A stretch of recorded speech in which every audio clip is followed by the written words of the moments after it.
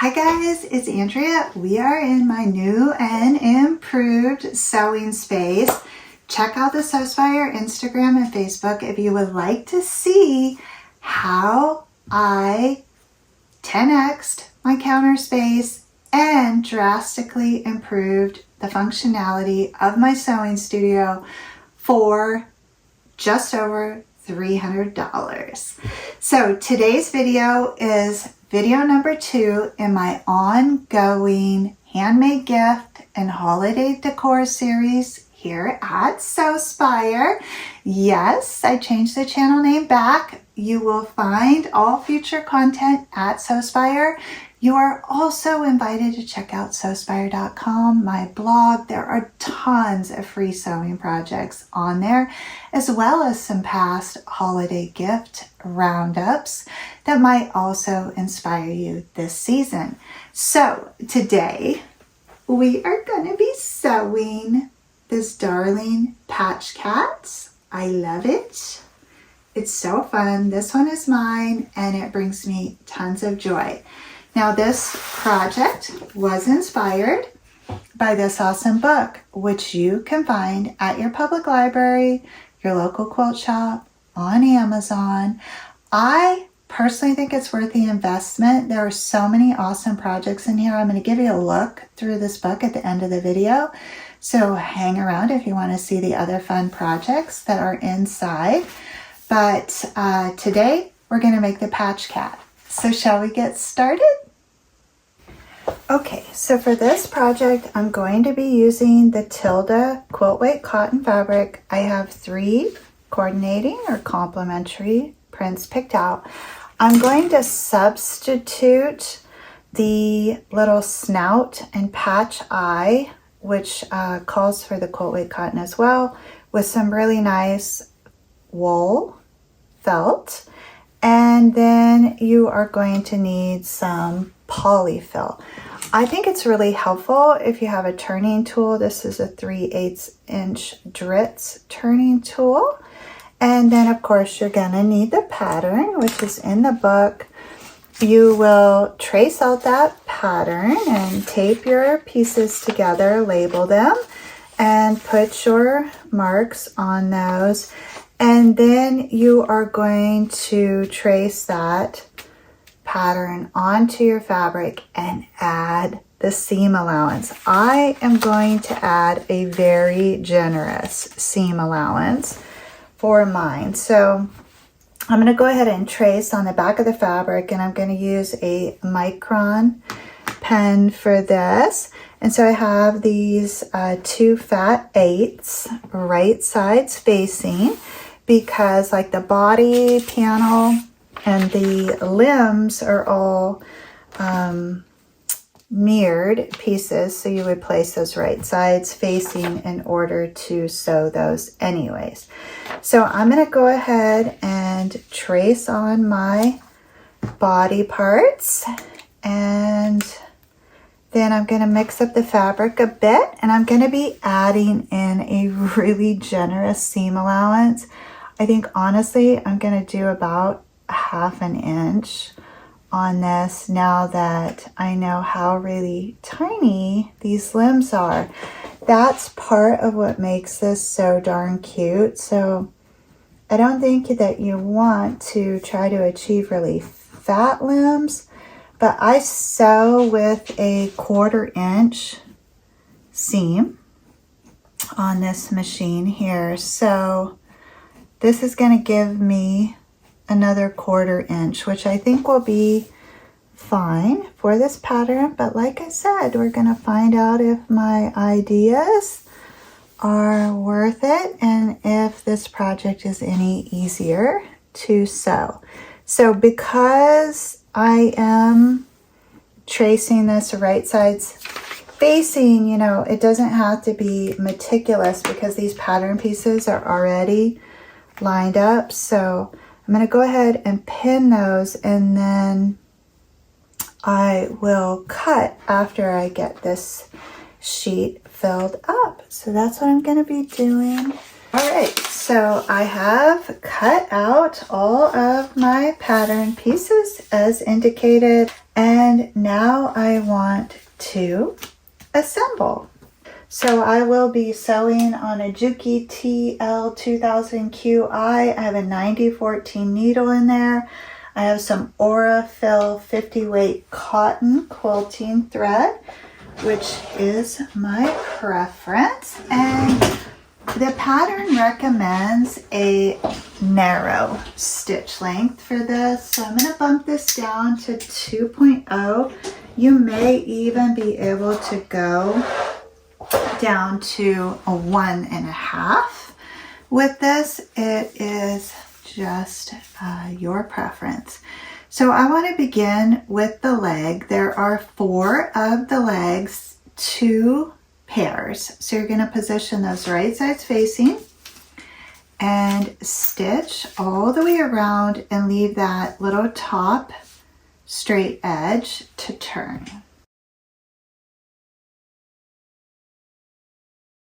And that looks good. I'm going to go ahead and stitch up the second leg. And that looks good. Then I'm going to stitch the tail, and there are 2 pieces, right sides facing. It looks very much like a J. It has a nice little curly tail, which I hope is now wide enough and I can actually stuff it, because that's really the fun part about this cat.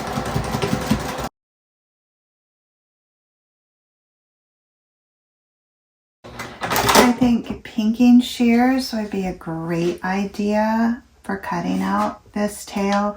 You're definitely gonna wanna notch this inner corner of this tail. Just be careful not to get too close to the stitch line, because when you're stuffing, you might accidentally pop that seam. But that is a pretty tight curve, so you're gonna have to give some leeway to the fabric. Again, I think if you cut this out with like a pinking shear or a pinking rotary blade, that would be an excellent idea. But these little notches that I put in, that should be fine. And then I'm just going to trim away a little bit of the excess from that end there, so it has more of a cattail shape. Okay, so I have now my legs stitched and my tail stitched. I'm going to go ahead and move on to the arms. There are 4 arm pieces, again, 2 sets. So you're going to position your pairs of fabric right sides facing, and then again leaving that end open to turn and stuff.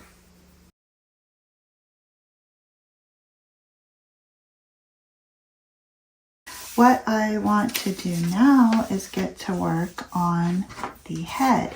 So you have the back of the head does actually have a little spot where that remains open, so you can add your fluff. So you want to get those pattern marks on there. And then you will be stitching down that curved edge there, what is the center back of the head.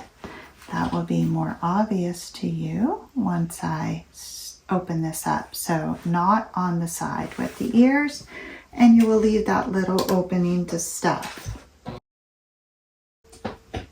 And then you can see that is the back of the head, and the 2 little ears are at the top. Super cute. Okay, so now this front of the head, I think, is a little more challenging because you want to give that depth from the snout. So there are 2 front head pieces, which I will open up for you here. And I did the contrasting fabric, which I think is really cute. And so in this little opening here is the snout for the cat, and that gets some dimension. So my felt pieces will not fray, and I mirrored those So now I need to get those attached to this front of the head. So I'm going to stitch down this inner edge here, or the center edge of the snout first, and go ahead and join my snout.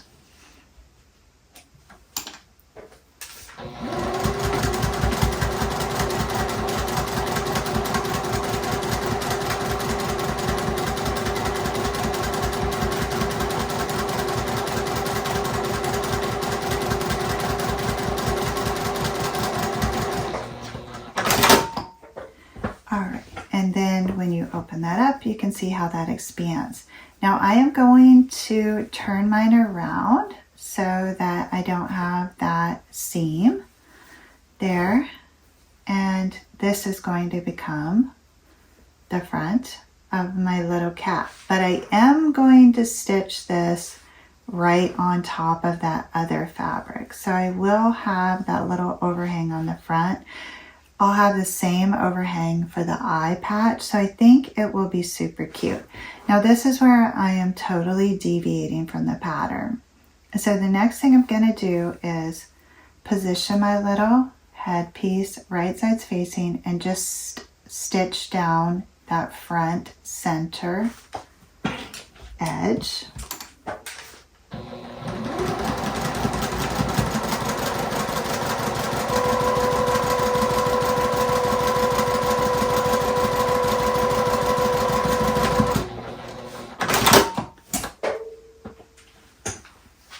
And here you may very well want to press these seams open.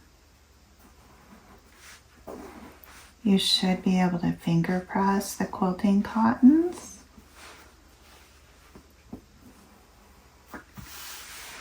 Okay, then I have my little patch eye here, which is just a circle. There is a pattern piece for this, but it's a circle of the same felt.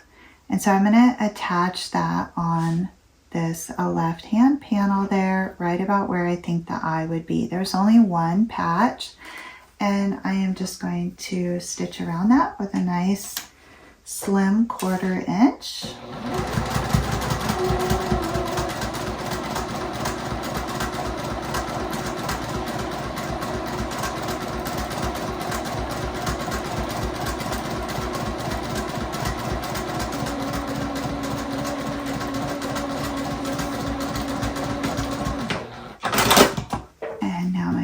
Is attached. Now I want to attach the snout, and so this is going to take a little bit more finagling. I'm going to line up that center line there, and I think I'm going to have to use some pins, and then these two end pieces which remain are also going to get stitched together, so I'm going to pin those as well. I'm going to go ahead and close that up before I continue, because I think that's going to make this process a little easier.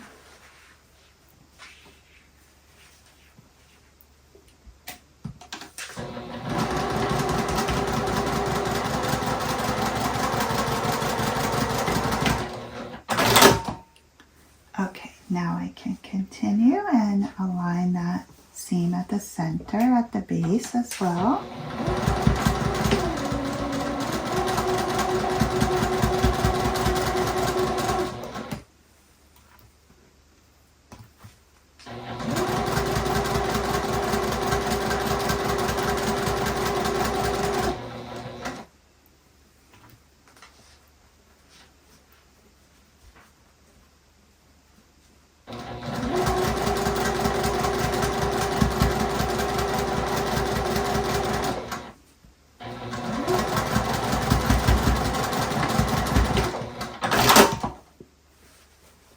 All right, and I have made it all the way around and my snout is attached.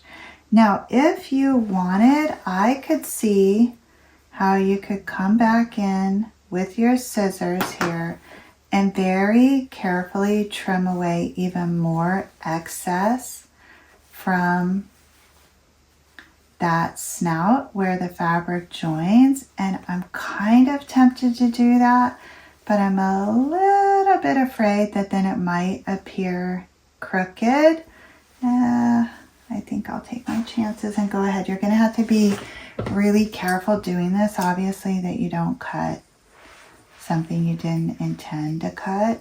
So I used a 1/4 inch seam allowance. So I'm going to use these awesome scissors to trim that felt back to maybe 1/8 of an inch from that seam allowance. I'm just keeping my other fabric out of the way. The felt cuts beautifully. And of course it doesn't fray, so you don't have to worry about coming in that close. You just have to make sure you don't cut your cotton. Okay, and that looks pretty good.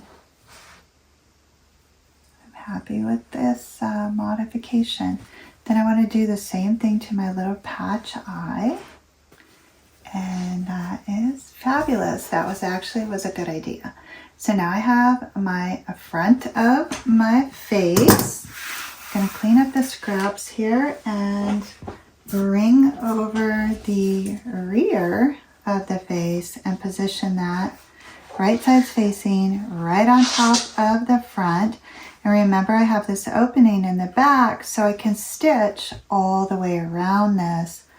I just have to line up my ears and the top and bottom seams, and I should be able to stitch all around this, no problem. Remember, I free-handed the seam allowance, so there is a high probability that the ears will not be perfect, but as long as you maintain a similar shape, I think you will be just fine. This is, a patchy, wonky, silly cat, so he or she does not have to be perfect. You just want your cat to be loved. That's all. So I'm going to go ahead and pin this up, prioritizing the seams, which I am going to lay flat there and open up. Hold that in place with a pin. You may be wondering how the head gets attached to the body. You actually have to sew that on separately.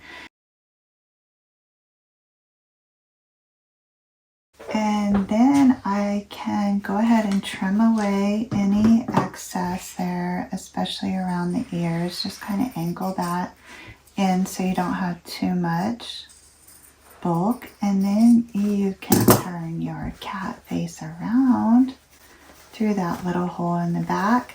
You may have to fold the snout because it's a little heavier with the felt on there.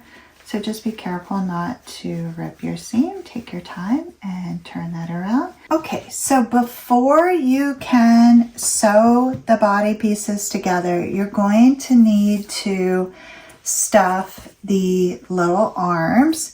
And so this stuffing process has the potential to be kind of cumbersome. So after a little experimentation, what I realized you need to do is take a small wad of the stuffing and then twist it. And you want to kind of get that to all go together in a little twist. And then that you can fit inside of the arm, and the back end can still remain fluffy. And then you can push that stuffing down into these small little arms and get a nice fill on that. And that goes much faster.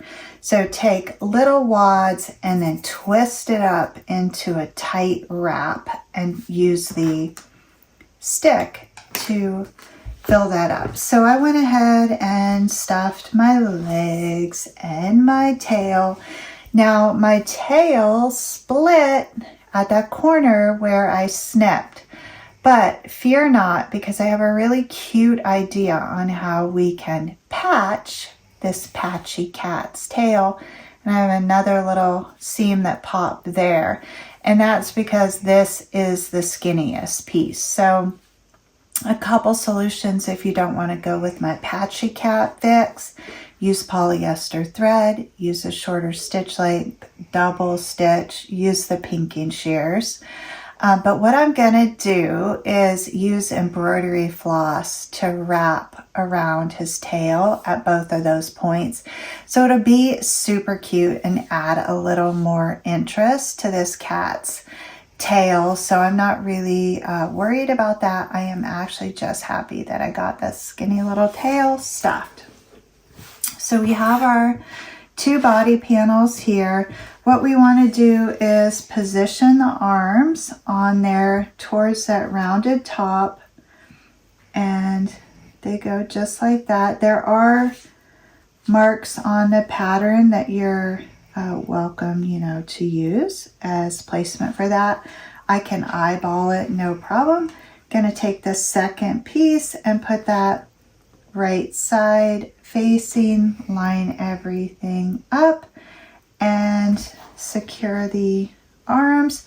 And then I'm going to be able to stitch all the way around this body panel here and leave the wider bottom edge open. And that's how we will turn it. And then we are going to fold up that bottom edge, tuck in our legs and our tail, and stitch across there. And you'll also be able to embellish this bottom edge with the embroidery floss as well. So I'm going to go ahead and stitch around this body panel. I'm going to back stitch at the arms. So I've made it all the way around there. I am not going to trim up that excess from the arms because I want those to remain really secure in there. So then I can turn the body around, poke out all the edges there. Okay, so my arms are securely attached. Now I want to go ahead and fold this bottom edge inward. And you can steam press this up a 1/4 inch, or you can finger press. And then I can go ahead and stuff the body. And I want to make this really firm.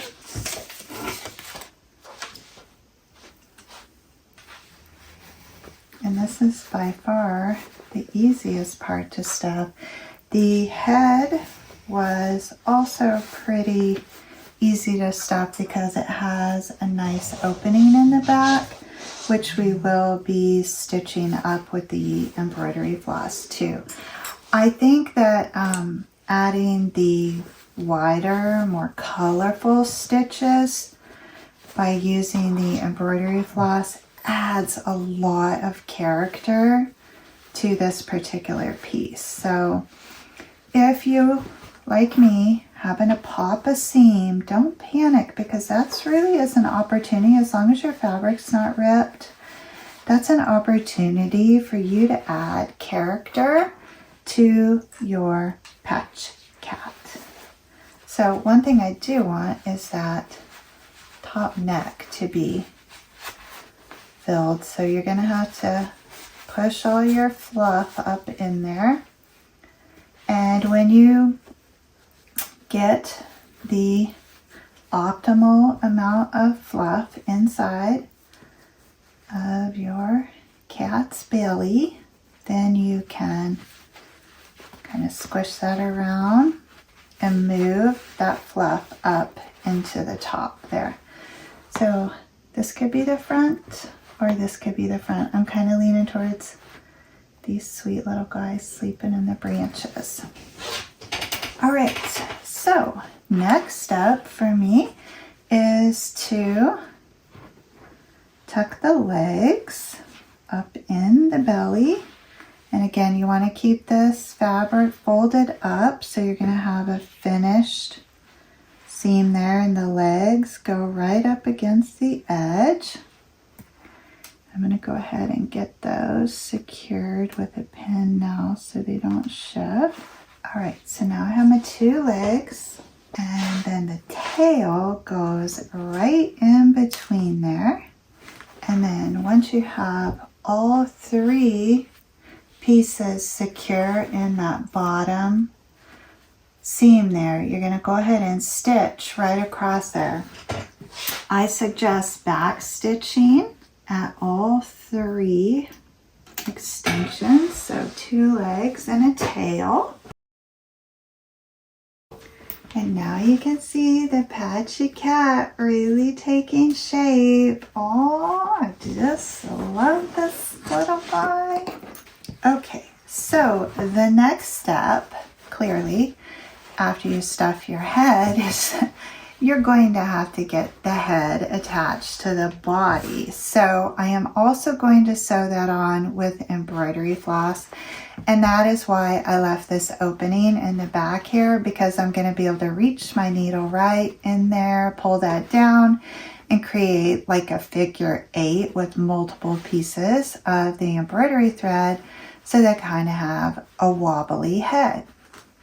Okay, so this was a Christmas gift for me.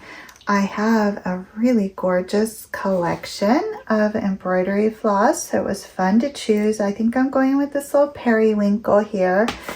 And I am not separating the threads. So I have the full, I think it's 5 or 6 threads in there, and I have doubled that over on a nice big needle so hand sewing will not be cumbersome. And I'm gonna put that needle right into my cat's head, and I'm gonna come out on either side of that center seam there, and I want to leave a nice long tail on the inside. And then I have to turn the cat around. I kind of feel like a surgeon here, so I have his face down there, and I'm going to do the same thing. I'm going to loop through center here. I'm picking up a good 3/4 of an inch of that fabric, and I'm coming back in on the opposite side of that seam, and I have my 2 ends of embroidery floss, which are nice and thick, that I'm going to pull up through there, and then I want to come back down again and out close to where I entered, and I'm going to run just one more round through there so that I have 2 loops holding the little cat's head on. Be careful not to poke yourself.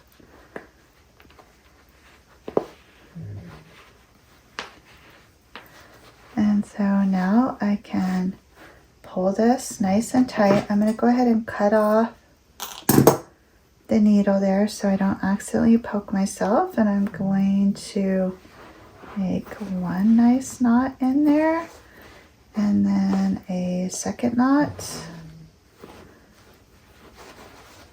I want to make sure that that's attached, and it definitely is. Then I think I'm going to go ahead and tie this in a bow and tuck that inside of his back of his neck. And you can see he's already adorable, but there's still more fun to add to this. So if I wanted, I could change thread colors. I think I'm going to stick with this pretty periwinkle, but you could certainly pull out some of the pink in here, maybe even the green. And I'm going to go ahead and slip stitch up the back of his head. I'm going to use a satin stitch to stitch in the 2 eyes and the little nose, And then I am going to wrap embroidery floss around the tail where I had the 2 tail pops. And then I'll be back to show you my finished cat.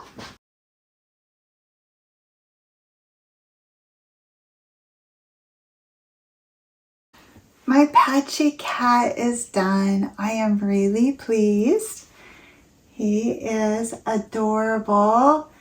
Now, I am not particularly fond of hand stitching, so I'm sure those of you that have more skills with embroidery floss could really give a lot of character to this face. But this guy is just for me. He's gonna actually be a machine warmer when I'm not using the machine, and he just makes me so happy. I'm thrilled with how he turned out. I love how fluid he is. I think if you have a little person in your life, they would absolutely love receiving one of these as a holiday gift. Likewise, I think this little cat will bring joy to people of all ages. So I hope you enjoyed this tutorial. Before we say goodbye, I just want to give you a look through that pattern book. I did think it was worth the purchase, and I'm actually really excited to try some of the other projects inside.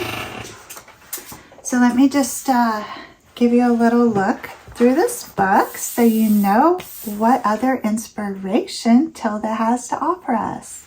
Okay, so again, the name of the book is Sunshine Sewing, and I could barely say that once, so if any of you want to have a little fun and try and say that 10 times fast, this quilt is gorgeous, gorgeous, gorgeous. There's a pillow to match. Here is our patch cat.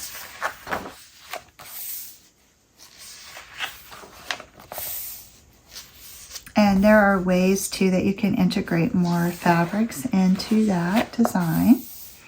I do want to make these. These are little patchwork lemons. Precious. And I definitely want to make these scrap bowls. So that's for sure 2 more projects that I'm going to be working on out of this book. This whale quilt, also precious. Would love to give that a try.